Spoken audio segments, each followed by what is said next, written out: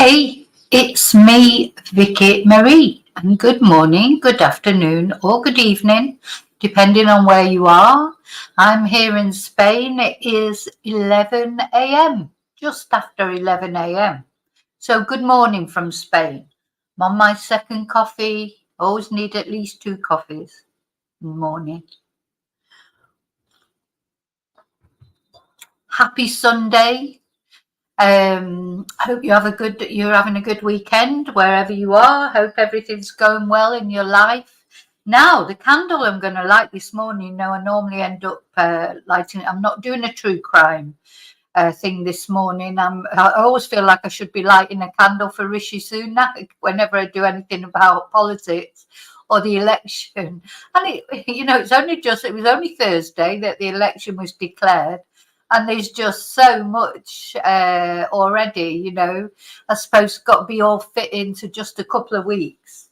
And, if you're like me, maybe you don't like politics, or I find politics fascinating, especially at a time like this when there's a general election and the ins and outs and, trying to analyse what people are saying and why they're saying it. And, and things can change literally in a day. At the moment, I think we'd all agree that probably Rishi Sunak is not likely to get re-elected. He was never elected, but you never know. Things can change in a day. Things can change. But that's not who I am lighting the candle for today. So some sad news for those of us who do like true crime, and one of our favourite YouTubers who quite often we follow, or I follow, is in hospital. JLR is in hospital. So I'm trying to find, I've got a picture of it somewhere. Where is it? Where is it? Again, so many windows open. I always have so many windows open. I can't find the things I'm looking for. Where is I've got a picture of him somewhere. My community post. Why is it not coming up? Come on. There it is. So yes, poor JLR, he's in hospital. He made a community post himself. I'm in the hospital. I've been admitted, having severe stomach pains. Scan indicates possible stomach to intestine blockage. Bless him. Seeing a surgeon tomorrow, possible surgery. I'll be back soon. I'll be back real soon, better than ever. So I'm going to light a candle for JLR. My thoughts are I hope he gets well soon. I hope it's, if surgery is necessary, hopefully it be, successful and quick. Of course, surgery these days is a lot better than it used to be. Hopefully he'll be out and about and, saying come on in again soon. Why can't I say there's a candle? So yeah, because as we know, we enjoy watching his videos, and he does the boots on the ground coverage, which is always useful. So yeah, get well soon, JLR. And that's who the candle is.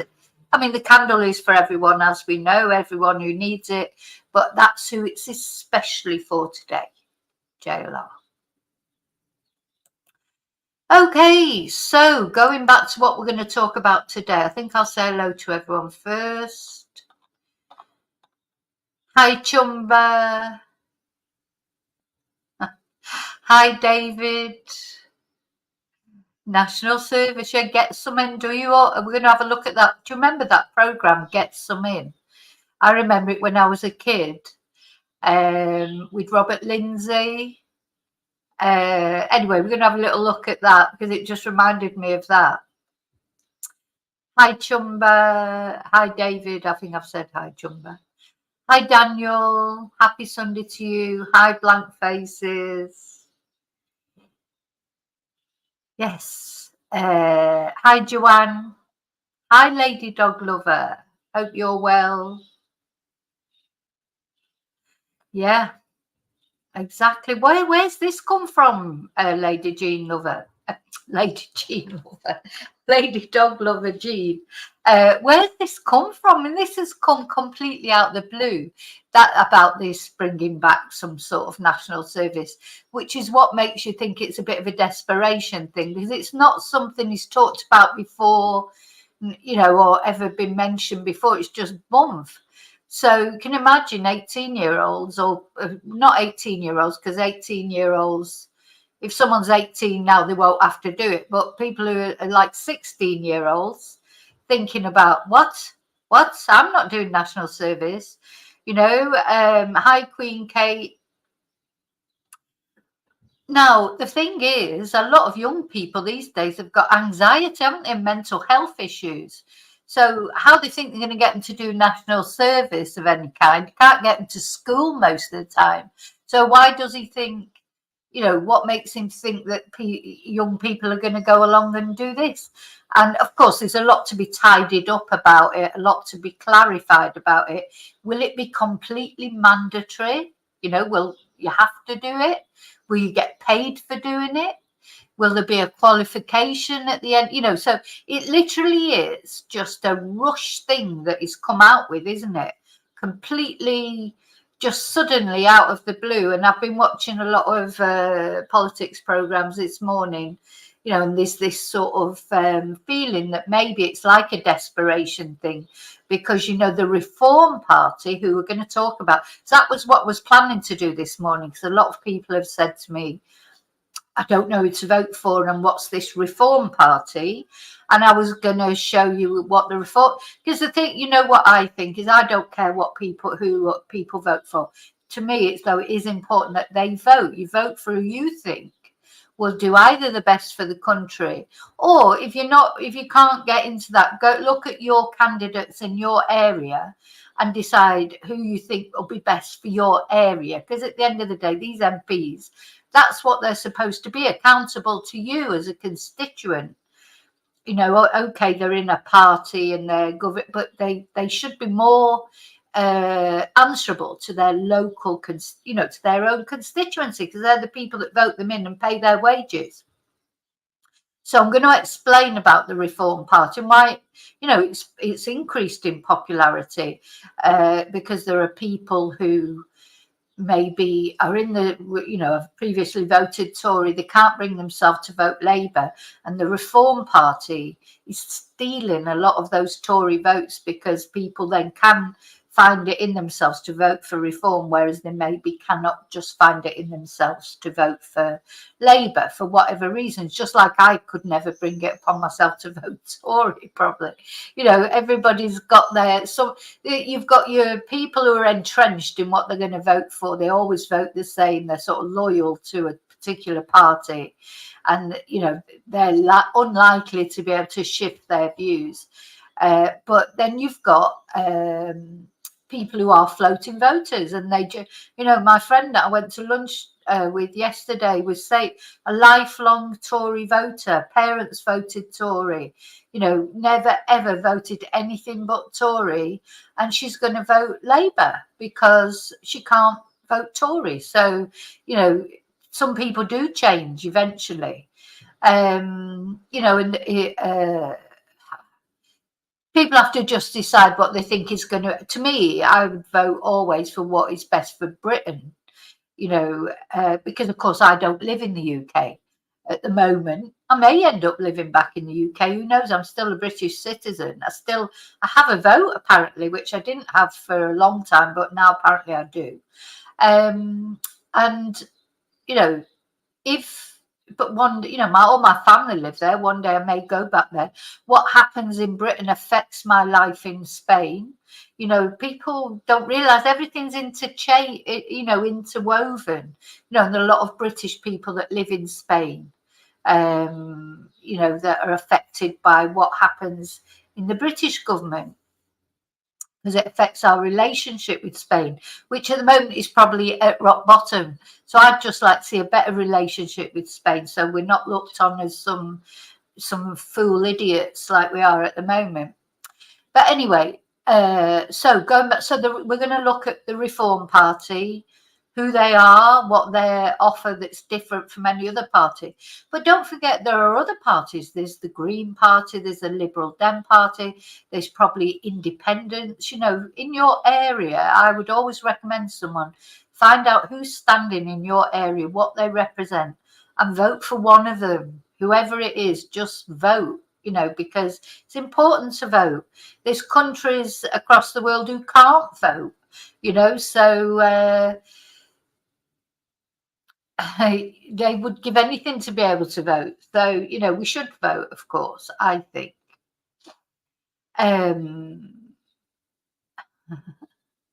The thing is about the armed forces, in my opinion, making an 18-year-old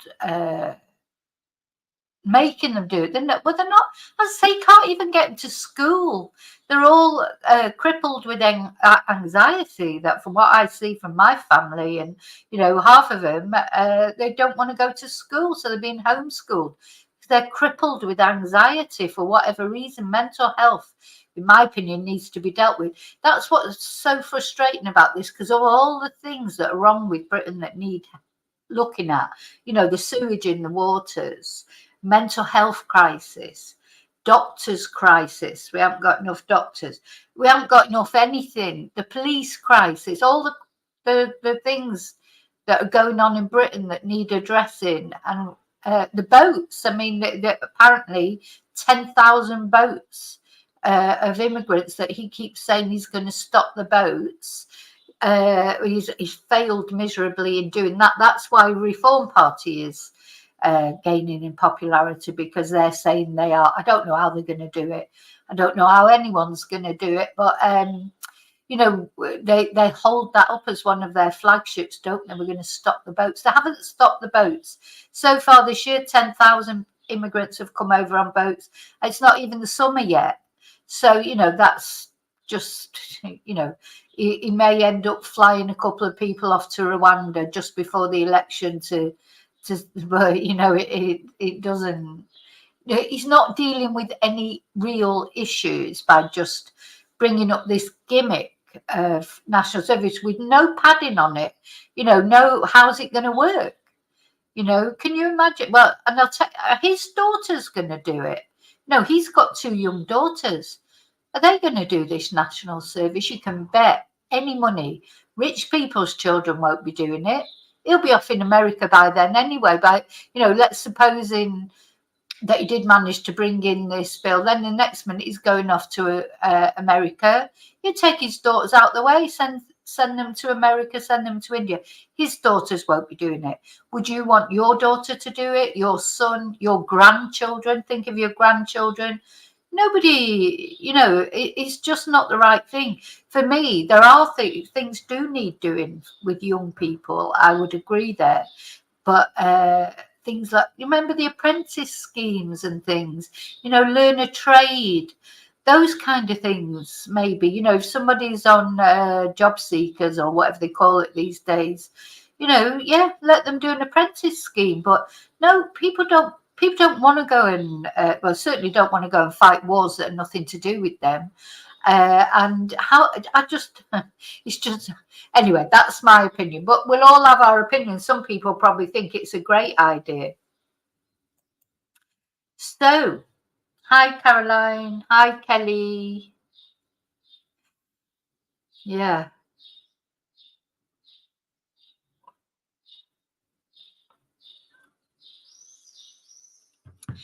So let's have a look what he had to say. This is his presentation of it.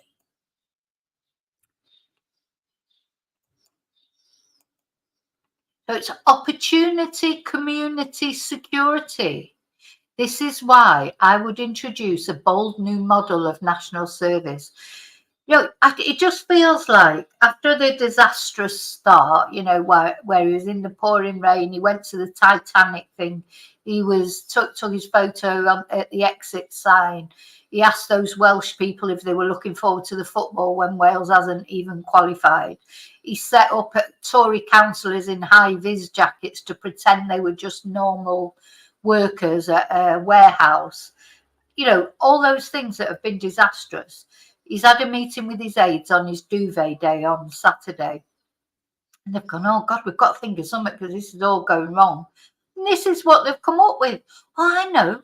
Let's introduce this bold new model of national service. So not thought out, never been mentioned before. It's not a flagship policy that he's had for ages, just sudden. And as I say, are his daughters going to do this? That's my first question. In fact, I have asked him that because I've already messaged. And are they going to do it? Are rich people's children going to do this? Would you want your child to do it? I won't want my child to do it. And most people that probably think it's a good idea, were probably too young to do national service when it was still going after the war, the Second World War, and they're not going to have to do it because they're too old now. So, but then would they want their children or grandchildren to do it? And how are you going to get them to do it? How are you going to make them do it when you can't even get them to go to school? Because they're so depressed and anxious and they've got so many mental health issues, the youth of today. How are you going to get them to do it? Give them some hope. That would be a better thing to do. Give them some hope that they can, got better society, that they think they can make, they'll be able to buy a house one day. They'll be able to work in a good job. They'll be able to go to university if they want to. Give them some hope. The first thing I thought of when I heard this, it was the Hitler Youth, because I think that Britain's been going down a fascist hill. It's like fascists through the back door in Britain. Can't protest. The country's being run by people that don't give a shit about the country, just about their own money and opportunities for them and their mates. And now this, it's like, is it like a Hitler Youth? That's what it reminded me of. What they're going to do, put everybody in a uniform. So again, to me, it's another example of Britain going backwards. Britain's gone backwards in everything. All the thing after the Second World War, there was this climate of hope, wasn't there? Heroes coming back from the war, building homes for them, homes fit for heroes to live in. That's what my dad remembers when he came out of the Second World War, and he got one of those homes for our family. That's what the council houses came up. So what's next? Are we going to go back to workhouses? Are we going to be putting children up chimneys again? It'd be like, oh, well, they can work. They're old enough to work. They're 8. Why is it all going backwards? Why are we not moving forwards? Anyway, okay. I mean, we'll see what he's got to say. We've got to listen to what he's got to say, I suppose. But my first question would be, are your daughters doing it? If your daughters are doing it, then you can ask other people's sons and daughters to do it. We have so much to be proud of in Britain. But one of the problems in our society is that we have generations of young people who don't have the opportunities they deserve. Britain today faces a future that is more dangerous and more divided. There's no doubt our democratic values are under threat. That is why we will introduce a bold new model of national service for 18-year-olds, to be spent either in a competitive full-time military commission over 12 months, or with 1 weekend per month volunteering in roles within the community, like delivering prescriptions and food to infirm people, or in search and rescue. Young people will gain valuable... Now, just one thing wrong there, so he's saying delivering food, etc., to vulnerable people, but are they going to be vetted? You can't just send young people round to some poor disabled or old person's house and you don't know what they're going to do or what, it's just, anyway. Okay, so it's too blanket. I mean, maybe it needs defining more as time goes on, but this is what I'm saying. He's just come out with this. And he's trying. They're trying to say it's not a gimmick. Of course, it's a gimmick because it's come out of nowhere. It's not something that's been talked about for ages. It's come out of nowhere. Skills make our country more secure and build a stronger national culture. This ambition benefits our country and our young people alike. Just look at Sweden, where 80% of young people completing national service say they'd recommend it to their friends. Uncertain times call for a clear plan and bold action to chart a course to a secure future. Our plan will ensure new generations and our country meet the challenges of the uncertain world. Keir Starmer and Labour don't have a clear plan and won't take the bold action to navigate to a more secure future. So this is the slogan, isn't it? Clear plan, bold action, secure future. As if he hasn't, as if the Tories haven't had 14 years to do all this, and then suddenly they're trying to say they're going to do all this just like that. And fishy Rishi, as Bank Faces says, which he certainly is, he's trying to tell us that he's the person, he's going to, improve Britain. Well, what has he done so far? I mean, he's been the Prime Minister for a little while. He hasn't done anything. At the end of the day, he hasn't done anything. I don't know. I bet you any money, but one thing I can tell you now, I am 100% certain of, his children will not be doing that national service, nor will Boris Johnson's children or anybody's children or William and Kate's children. Nobody who's got money will be having to do anything they don't want to do. If they want to do it, maybe they'll do it. But no, it's just, you just know, well, it's never going to come in anyway. I can't see that ever getting through Parliament, getting through the House of Lords or whatever. But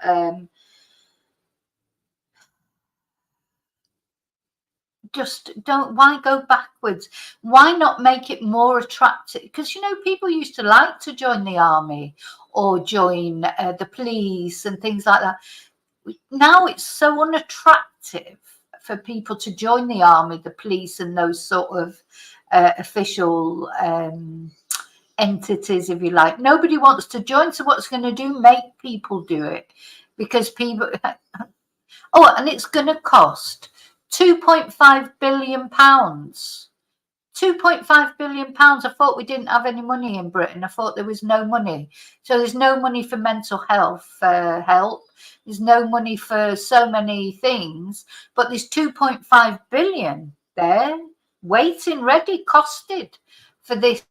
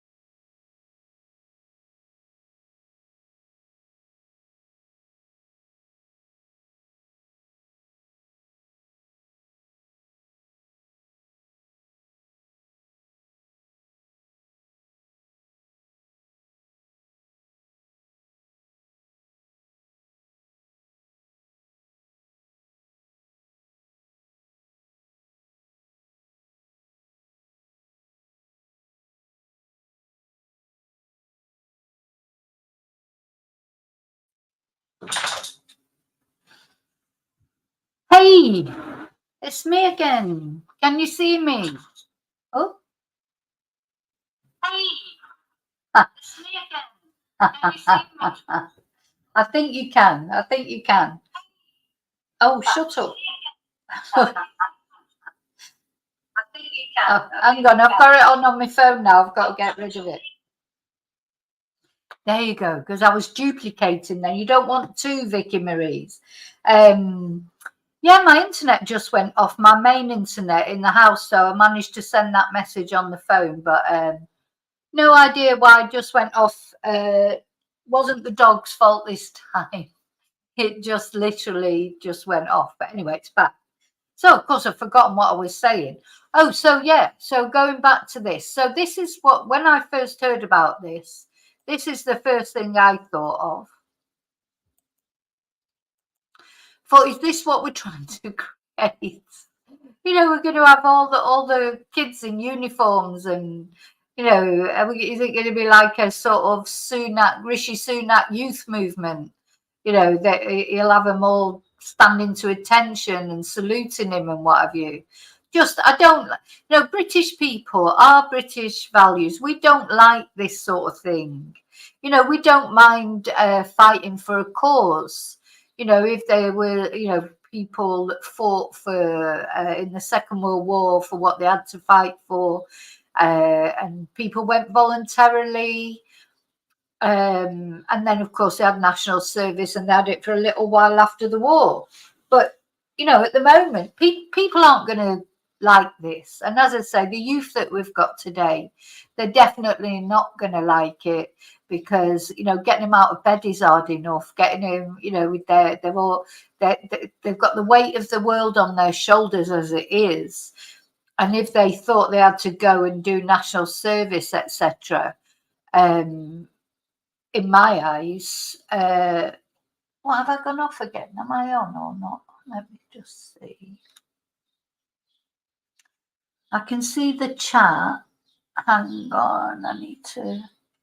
I can't see that I'm live on my other computer for some reason. Oh, anyway, God, technology. It's annoying, isn't it?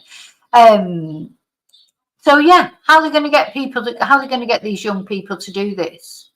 And why should they? Why should they do it? You've got, you know, if you want young people to feel patriotic, you know, to care about their country, you've got to make your country, their country, work for them. You know, and Rishi's going on sort of talking about Sweden, but you know, in Sweden, people like their country. You know, the way people feel at the moment about Britain, they're just not going to want to do this. They need something else. They need some hope. You know, that's what I think. They need some hope. Not to think that by the time they'd be dreading becoming 18 and having to go in and do things that maybe they don't want to do. Now, maybe that they will enjoy it or whatever. I mean, it's not that long ago that we had it here in Spain. You know, it was here when I first came to Spain 20 years ago, 25 years ago. There was still national service, the Millie they call it, and they abolished it shortly afterwards. So it's abolished now. I don't think they'll be bringing it back in Spain. Definitely not. Now, my friend Pedro, he did the national service. It was a year. You had to do a year. He enjoyed it. He said he got to do things that maybe he wouldn't have got to do otherwise. You know, so he was sort of brought up in an age where everybody did it. The thing is, now you're talking about reintroducing something. You know, most young people, they won't be relate to like the Second World War and things like that. You know, so this will be like just out of kilter, something. They'll be like, what? You know, what do you mean we have to go and do that? Well, you didn't do it because, of course, most generations that are still alive now today, they didn't have to do it. You know, they didn't have to do it because in Britain, when did it stop in Britain? I think it was in the 60s Was it in the 60s? Anyway, this was, do you remember this program? If you're old like me, you will remember this program.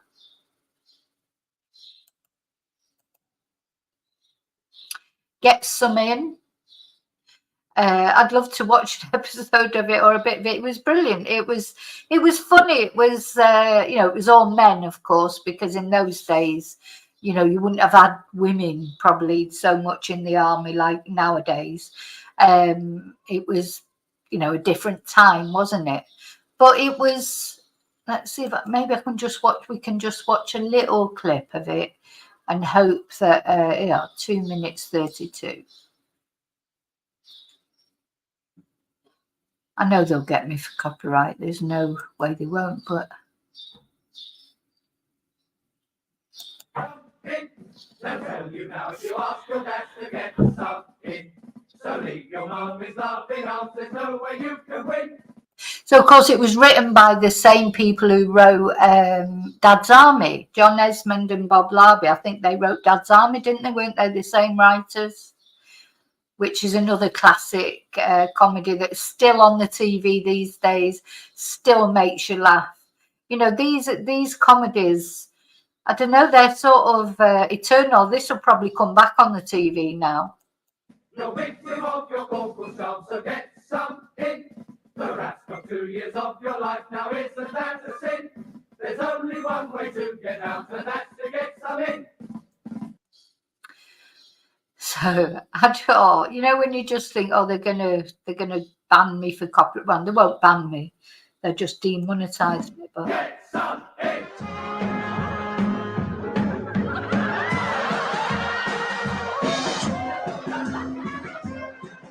I wonder if her father knows she's doing this sort of thing. Also, her father, has she got any sisters? Anyway, just makes me laugh. But there you go. That's. Great British humour from years ago, but this is set in Malta. I like the ones that were set in the barracks, and with Robert Lindsay, of course, who went on to be Citizen Smith, didn't he? Wolfie, Jumbo. Remember the other Wolfie from Citizen Smith, Robert Lindsay? He was called Wolfie, wasn't he? So I doubt if it will get passed, but he's brought it in. He's certainly performed one function, which is took everyone's mind off him standing in the pissing wet rain and going to the Titanic exhibition and all the other gaffes that he's done. And the election only started on Thursday, the election run up, so it's took everyone's mind off that, hasn't it? So that's one thing that is, if nothing else, it's been a success.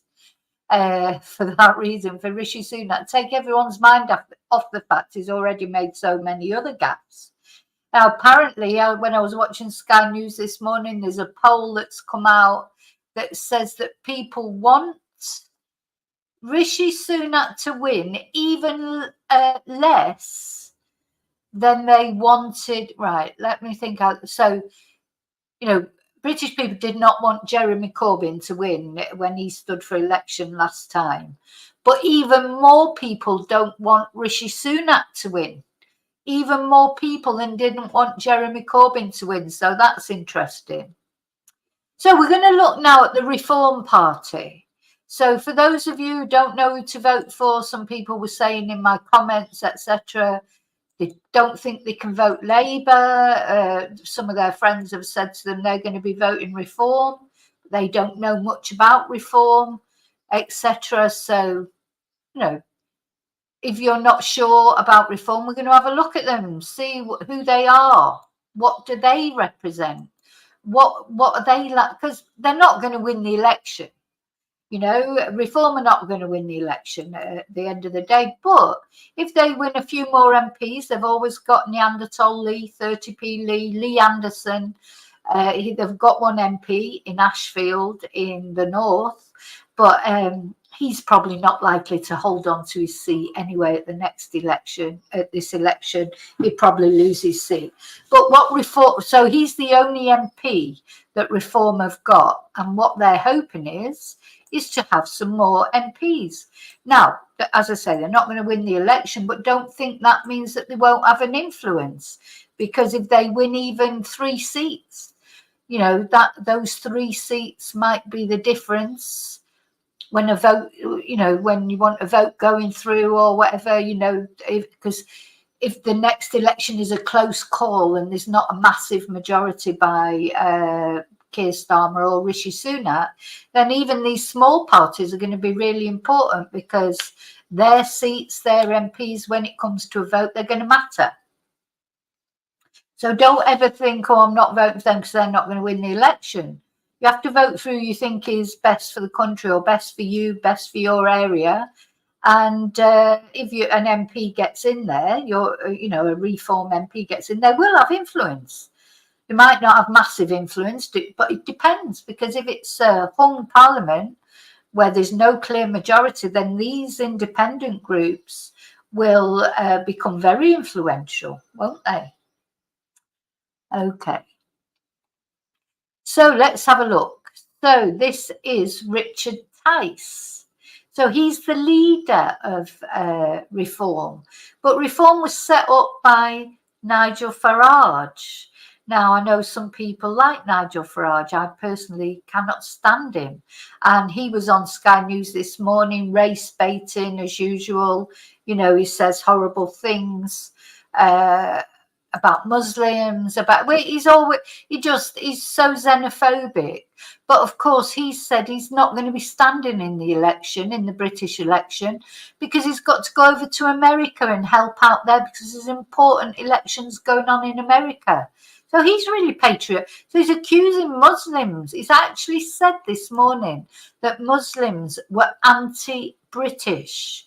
Now, you know, that is such an incendiary remark to say, to put almost, that's like saying, you know, every British person in Spain is like one of the Benidorm Brigade, you know, like put, you know, just dumping a whole sort of type of person into one bracket, as if there's no difference, as if there are no patriotic Muslims, or, you know, as if there aren't any British people who aren't Muslim that aren't patriotic. You know, it's just so wrong to make a complete generalization like that. And yeah, so this morning, Nigel Farage, he was challenged about his offensive remarks. He made some terrible offensive remarks this morning on Sky News. So he's campaigning for the Reform Party, he says, but he's not standing as an MP because he's saying because he has to go and help out in the American election. But likelihood is that he knows he hasn't got time to prepare properly for the election, because it's only a couple of weeks. He'd have to find a seat. He'd have to campaign there. He hasn't got time. He's never won. Anytime he's ever stood, he's never won a seat before. He's never won to become he's never been an MP, has he? Hi, Carla. So, you know, he's just... Anyway, Nigel Farage, I don't like. So unfortunately, Richard Tice, when I listen to him talking, he seems a bit more reasoned, you know, but it puts me off that Nigel Farage is the president or whatever of this. But anyway, so let's see what they stand for.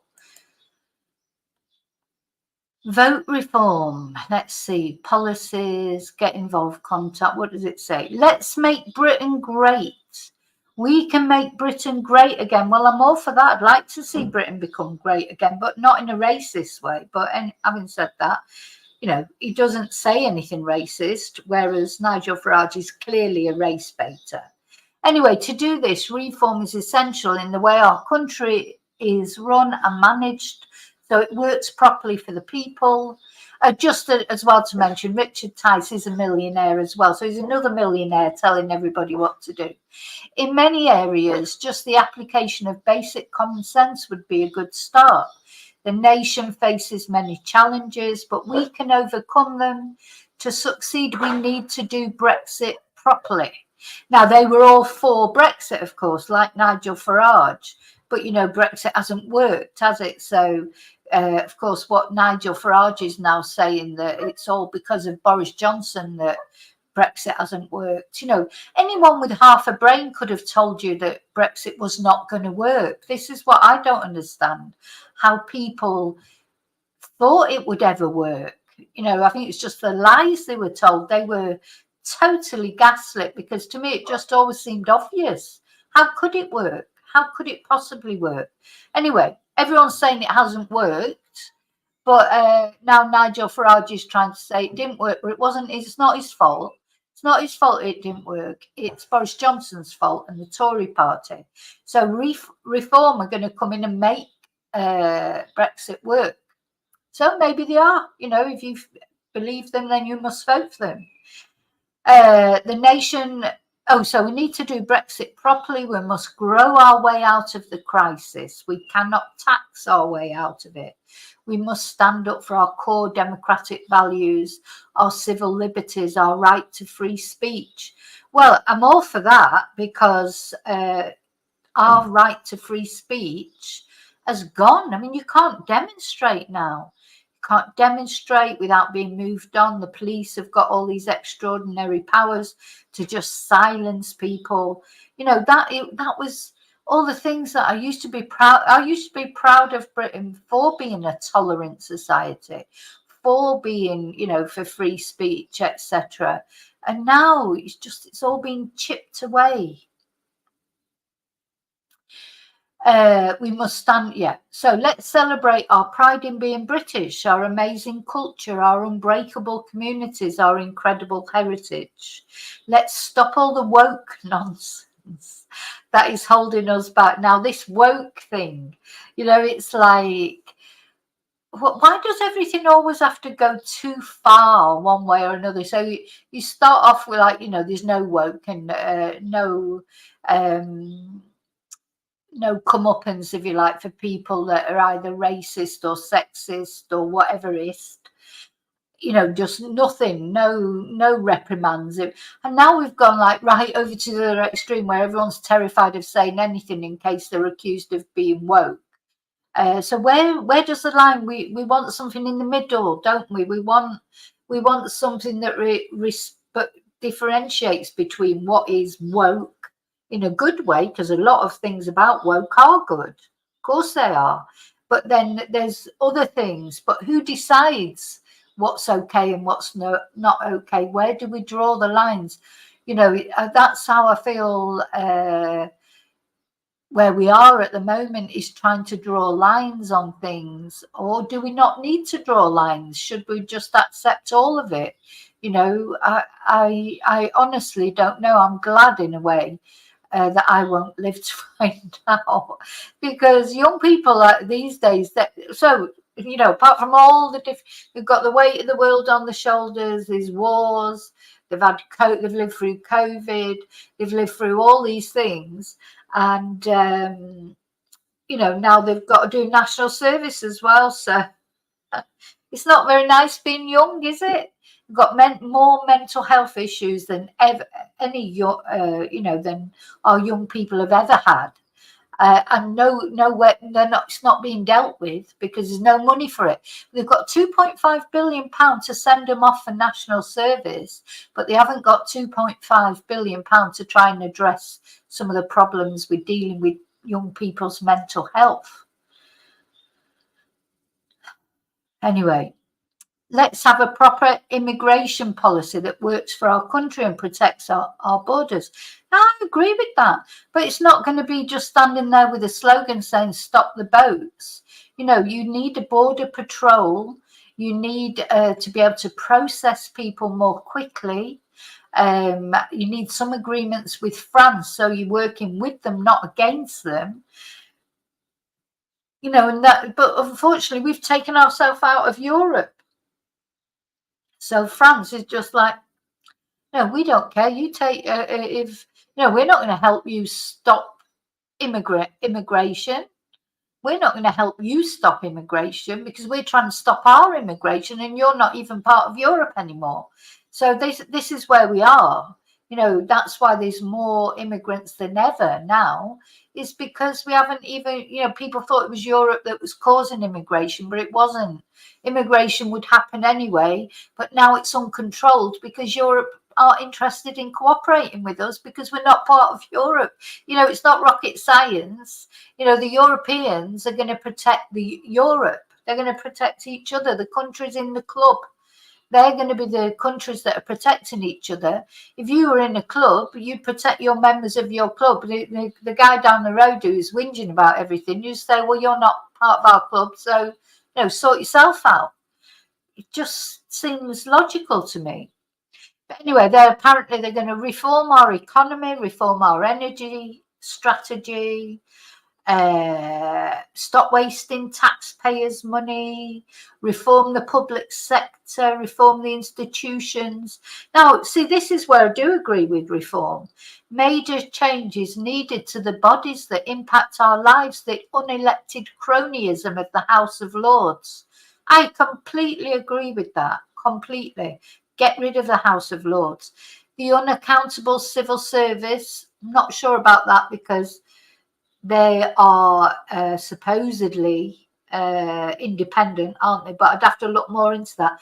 And the BBC, the bloated BBC, well, I agree with that. Reform is essential to our voting system, so it is fairer, more representative. The two-party system embeds the status quo and prevents real change. And I'll go with that. I think we should have proportional representation. And that's what we have to remember. That oh, that's quite funny. Starmageddon, a risk near you in 2024. Save Britain, vote reform. Yeah. But, you know, countries like Sweden, don't they have, let's have a look, because they're always saying, oh, Sweden's brilliant and Sweden's this, that and the other.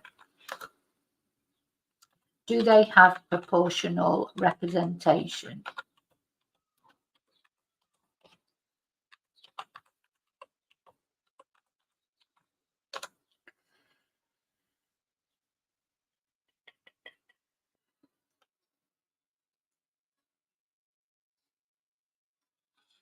Let me see. God, why can't they just give you a yes or no answer?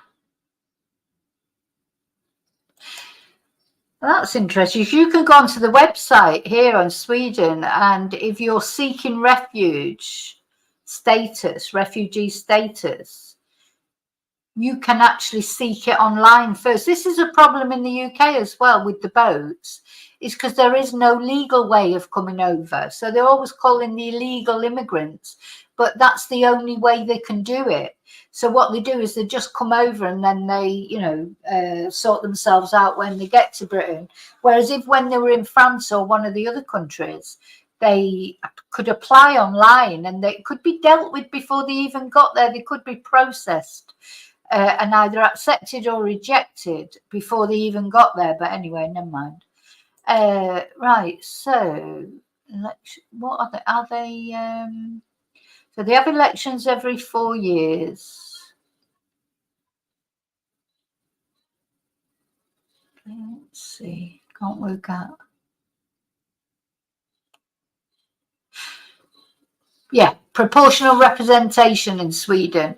And I do agree with reform there. You know, you find when you're looking through the different parties and what they offer, you end up agreeing with some things and not with others. So they want, Reform Party want proportional representation. I would definitely go along with that.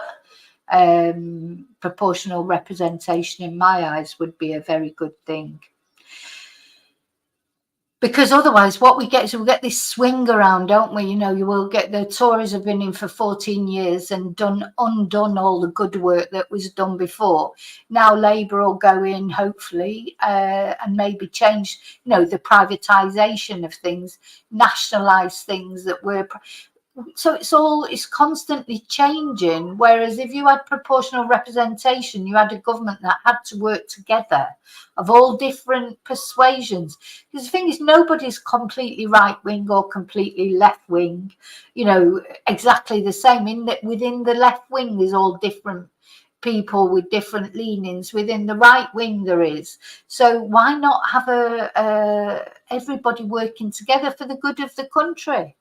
You know, isn't that what the purpose is? It should be for Britain, you know, and improving the lives of British people. Yeah, anyway, that's what I think. So Richard Tice is going to reform the public sector. We should be ambitious, seeking faster, more efficient public services that work better for us all. Well, you know, no one's going to argue with that either. Our schools, so yeah. So instead of bringing in national service for £2.5 billion, why don't we improve the education system, for example? More teachers. You know, give children need to feel that they've got a future. Anyway, our schools must educate our children properly to prepare them for a competitive, challenging world. Our border force must protect our borders. Read more. Now, so bear in mind, though, that the only MP that they have got at the moment is Lee Anderson. And he's probably going to lose his seat in the next election. It'll probably be Labour will get in there. Lee Anderson used to be Labour, but Labour Party threw him out. Then the Tory Party threw him out, and now he's ended up in the Reform Party. So you can find out who on this website. You can find out who the candidate is. Now, I don't know if they've even got a candidate for everywhere yet. They're probably, everyone's been taken by surprise by this election, even the Tory party itself. So Tories are lacking 100 MPs at the moment. They haven't got, you know, because of all the people that are standing down, you know, all the rats deserting the sinking ship, there's hardly anybody left. They're looking for 100 MPs. And as I said, it'd probably make me an MP if I applied, or you. I wouldn't be surprised to see Andrew Snowden going as an MP somewhere, but we'll see what happens. But they've got to find them from somewhere. They've got to put a candidate up. They can't not put a candidate up. So who are they going to put? You know, Rishi Sunak. That's why the Conservative Party is really pissed off with Rishi Sunak, because he's not only put pressure on Labour and everybody else, he's put pressure on the Tory party itself. They've suddenly got to find all these candidates out of the blue. You know, where they're going to find them. You know, how are they going to find them? Hi, Ronnie.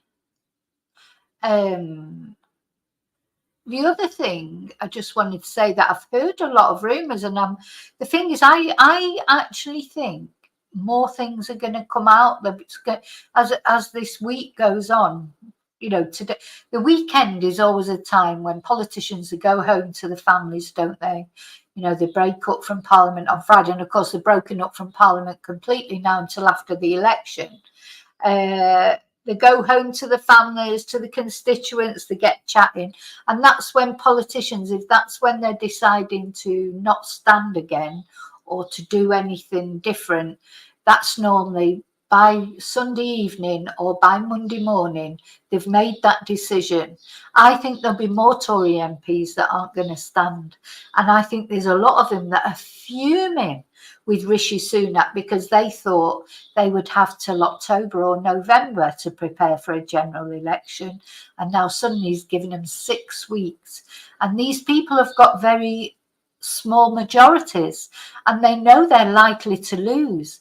And, you know, is that part of the reason why he's done it? Like just to piss everybody off? I don't know. But, and then, of course, the other parties, I know the Labour Party has been on an election footing for about 6 months at least. They've been waiting for this. So I think the Labour Party are pretty much prepared. It's always easier, I suppose, in opposition to go into an election because it's the person who's in power who's got to prove that they're worth keeping in power.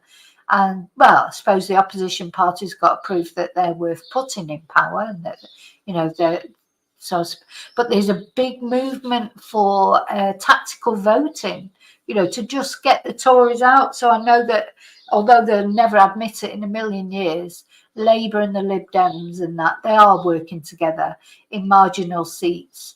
Labour will not, for example, if it's a marginal seat where it's Lib Dems are the second biggest party. Labour probably won't even stand a, well, I think they have to stand a candidate, but they won't hardly do any campaigning because they'll want the Lib Dem to win because they know they haven't got a chance of winning. So they won't exactly push the Lib Dem, and they'd never admit that they were doing it on purpose. But allegedly, I should perhaps say allegedly, it's like if you knew you're not going to win something, but you don't want another person to win, you'd you'd back the person in the middle, wouldn't you? Because you'd want them to win, so the Tories didn't win, and that's going on all over the UK. I know that from students I've got in the UK that do Zoom classes with who are active, in politics, and that's what they're doing. They're having meetings. They're deciding, who the meetings between, like, obviously the Tories aren't invited to these meetings, between constituents and between the parties like Labour and the Lib Dems, and making decisions which party to sort of endorse, if you like, or to push forward more, just so that Tories don't get in. That's how it is. I expect that's going on a bit in Scotland as well, and all over the place.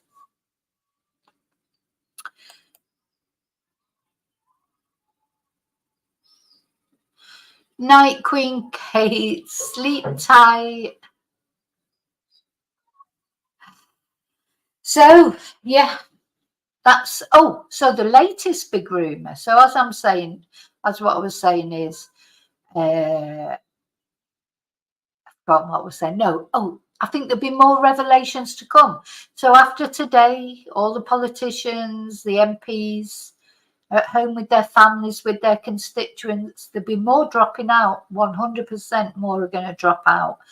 And the rumour is, and it is only a rumour, but it's a thing about Twitter is it is a bit of a rumour mill. Hi, Wesley, but there are things that come out on Twitter first before they come out in mainstream news quite often. Occasionally things, don't appear on there, but there is a rumour that they are going to get rid of Rishi Sunak and they're going to put David Cameron up as your candidate for Prime Minister. How are they going to do that? He's not even been elected as it is. He was made a lord over the phone in the space of 10 minutes just so he could be brought back to be foreign minister, but he's not an elected member of parliament. Joe, this is what I mean about fascism in the UK. We've had, only Boris Johnson was actually voted for. Whether I like him or I don't like him, people voted for him to be Prime Minister at least. He had a mandate from the country. He had a massive majority, which he just sort of squandered because he's useless. But he did have a majority. People voted for him. They wanted him as Prime Minister. You couldn't say they didn't want him as Prime Minister. They did. He was voted for overwhelmingly. After that, none of them have been voted for. Theresa May, sorry, not Theresa May. Oh God, what's the other woman's? The lettuce woman. She wasn't voted for by the public. She was voted for by her party, Liz Truss. But she didn't go to an election. She wasn't elected by the people like Boris Johnson was. That's the only thing you can say about Boris Johnson. He was elected, by the people. Maybe they regretted it afterwards. I'm sure some of them didn't. Some people still think Boris Johnson is fabulous, and everyone's entitled to that opinion, but at least he was elected. Then you've got Liz Truss, who was never elected, didn't even outlast the lettuce. And then Rishi Sunak, who wasn't elected. So we've had two prime ministers who weren't elected. Just honestly, just think about that. If that was another country, if that was Russia, if that was any other country doing that, just putting in not only one but two prime ministers. And in fact, Rishi Sunak wasn't even voted in by his own party, was he? Just makes me so angry. That then they're bleating about democracy. Oh, that's democracy. What does he know about what democracy is? When he was made prime minister, he should have called an election then. Should have, as soon as somebody, and I count this in, unless it's for someone being ill or whatever. I mean, it's different, you know, if there's a prime minister and they're ill, you know, so they can't carry on, and the deputy prime minister steps in or whatever, that's different. I'm talking about a prime minister that was removed because the party was doing so badly, and then replaced by two other prime ministers. First one cocked up the economy within, what was it, 10 days or something, and had to go. Didn't last as long as a lettuce. And Rishi Sunak brought in, even though he didn't even have the backing of his own Conservative Party, he was just really the least bad choice, wasn't he? He was the only choice they had left because we were running out of people. Should have gone straight to an election then. You know, give people a chance. You know, that's what democracy is supposed to be. Anyway, you've got the chance now. So, but you must just vote for who you think. But so yeah, a few rumblings in the Twitter world, in the politics world, that he's going, Rishi Sunak, and David Cameron will be going through as the candidate. What do you think of that? Do you think people will vote for David Cameron again after the mess he made of everything? And here he is, another unelected person. You know, Charlie Boy phones him up, says, "Oh, hi, by the way, you're a lord now." "Oh, thanks, Charlie." "Oh, right, I'm a lord now. I can be foreign policy minister." That's democracy, is it? Oh, God.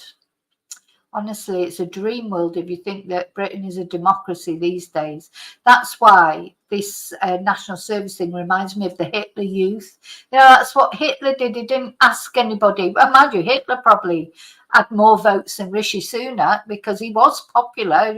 People could, you know, it doesn't matter what you say, he was popular because a lot of German people, they didn't know about the rest of everything.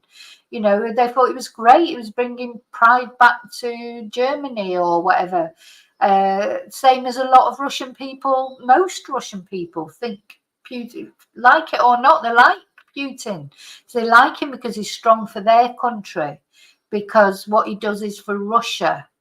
You know, that's why a lot of people liked Donald Trump, because what he did was for America. He wasn't really interested in other countries. I mean, you know, we've got to call, you know, Hitler, of course, was invading left, right, and centre, and was a megalomaniac. And Putin, the Putin thing, it's very complicated. That I don't think Putin's going to try and take over the whole of Europe or anything. There's a lot of history between Russia and the Ukraine that, you know, we perhaps don't really understand. But, you know, I'm not defending him. War's bad, always bad in my eyes. But what I'm saying is the Russian people think he's great. They do. So, you know, you can't, but he's probably more popular than Sunak is. But Sunak, you know, he's not interested in democracy. And I don't think he's interested or capable of making Britain be respected again and be a decent society again. That's right, we never say Great Britain anymore, do we? Just say Britain or UK. You know, that's gone, that Great Britain. Where did it even come from anyway? I mean, you imagine calling France Fantastic France. No, it's a crazy title, really. Fantastic France, Super Spain, Amazing Australia. Why is it called Great Britain? You know, and not just Britain. Well, it is just called Britain now, but so be interested. So watch this space, because of course, if you're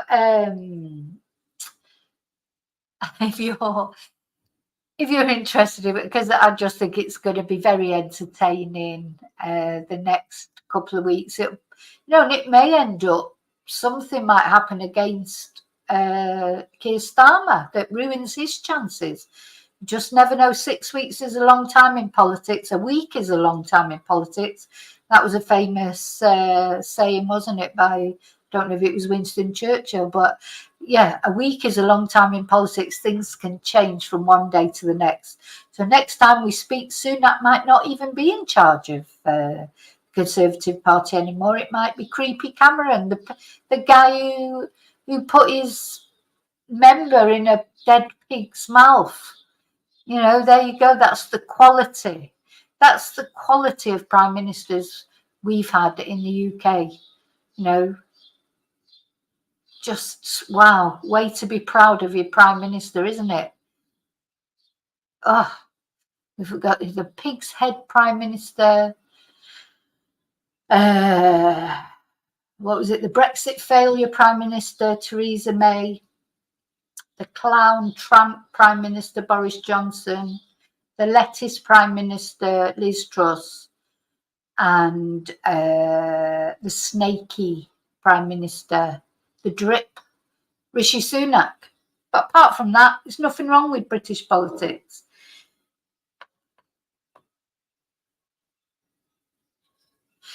Yeah.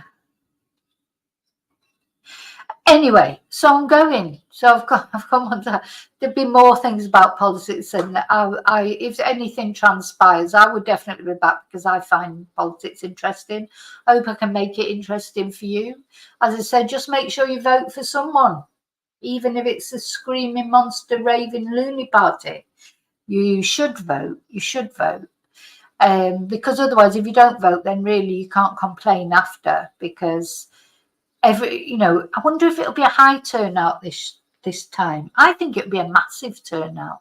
I honestly think it'll be a massive turnout because, of course, it's summer, so it probably won't be raining, hopefully, but it may be. But I think anybody who's going on, because of course some people are going on holiday. There was a lot of complaints from the Scottish MPs that Scottish schools, because they break up earlier, don't they? A lot of people have already broken up and gone on holiday early to beat the high prices once the rest of Britain schools break up. But they'll get their postal votes. I think everyone will be so determined to vote that I think it would be a big turnout, but I could be wrong. Maybe people have sometimes I think that's what they deliberately tried to do, make people so apathetic, break them down so much that they think, oh, I can't be bothered to vote because it won't change anything. Well, it does change things. It changed Britain completely after the Second World War by voting, by Labour government and then when they brought in the Labour government, who started, brought in the NHS, etc., and then the Conservatives had to follow suit. And as much as people rave about Winston Churchill, he didn't care about working people except as cannon fodder. He was ready to open fire on protesters and things, British protesters.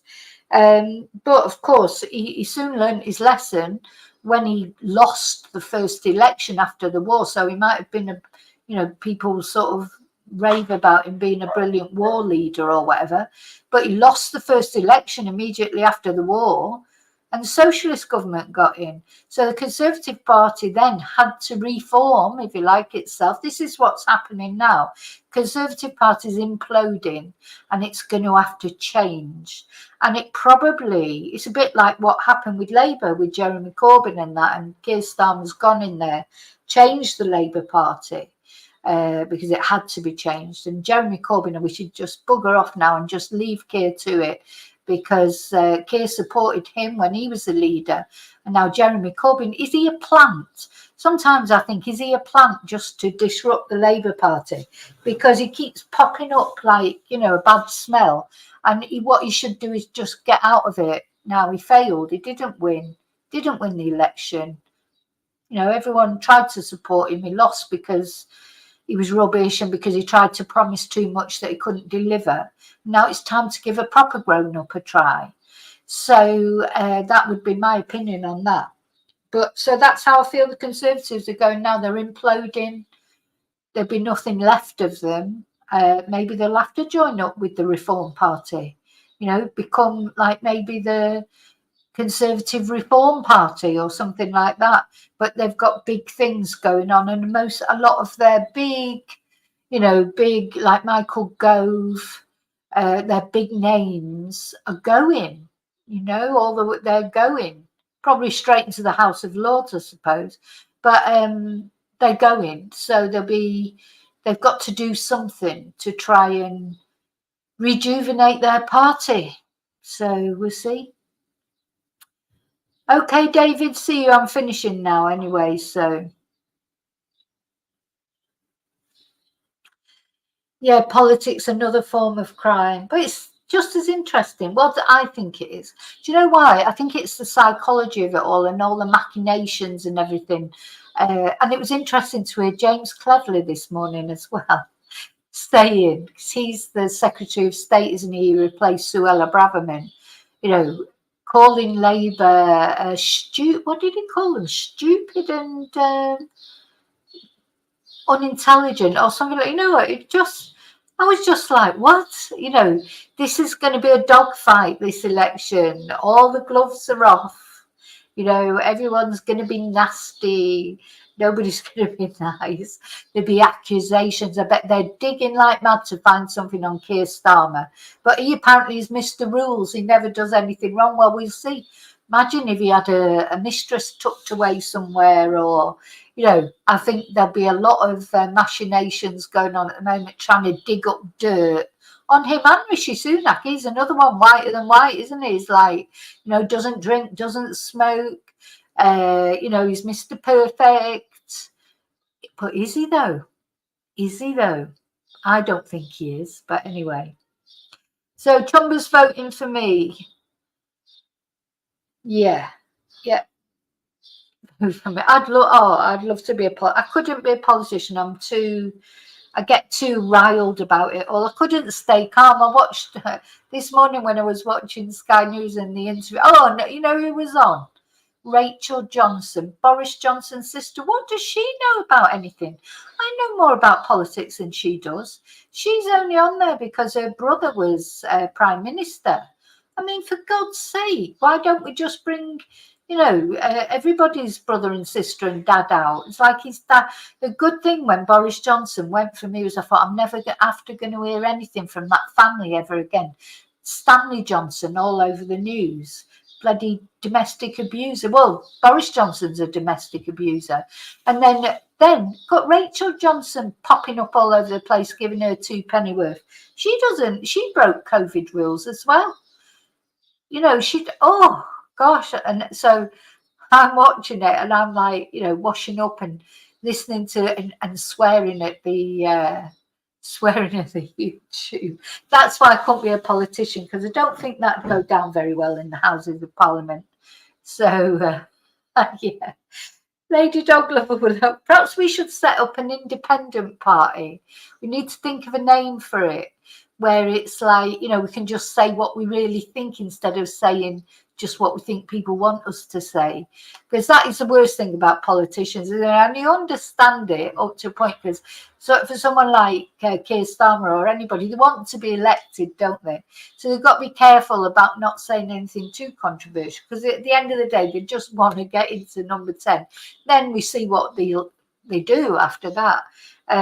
But, you know, I'd have to be honest, and I know that doesn't go down well sometimes with people. They don't like, I do like honesty. I'd rather have, even if an MP was saying things that I didn't agree with, I'd rather that they were just saying what they really felt and being honest. I'm quite happy with honesty. Wouldn't necessarily mean I was going to vote for them, but I wouldn't, you know, hate them for being honest. I just hate these lies that they tell. Lies, lies, lies, gaslighting, gaslighting, gaslighting. Cannot be doing with that. But anyway. And talking of, the Communist Party. Oh, dear me. The Chatters. We could call it the Chatters. The Chatterati Party. Or the Twonks. Yeah, the Twonks Party. Or the Against Twonks Party. you know, something like that. Reform the twonks. Talking of twonks, actually, not talking of twonks, but I've got very interesting life coming up this week. Just to let you know, someone has been in contact with me who used to work for Mr. Peter Folding and has sent me quite a lot of information and photos and things. And I'm trying to decide how to sort of frame it, how to anyway, you'll find out this week, so look out for that. But anyway, that's see what's going on with the politics. Watch this space. Now, I'll be back tonight. I haven't decided what I'm going to do tonight. I'm not going to do politics, not unless anything mega happens. So I haven't decided what I'm going to do, but I will be back for a live.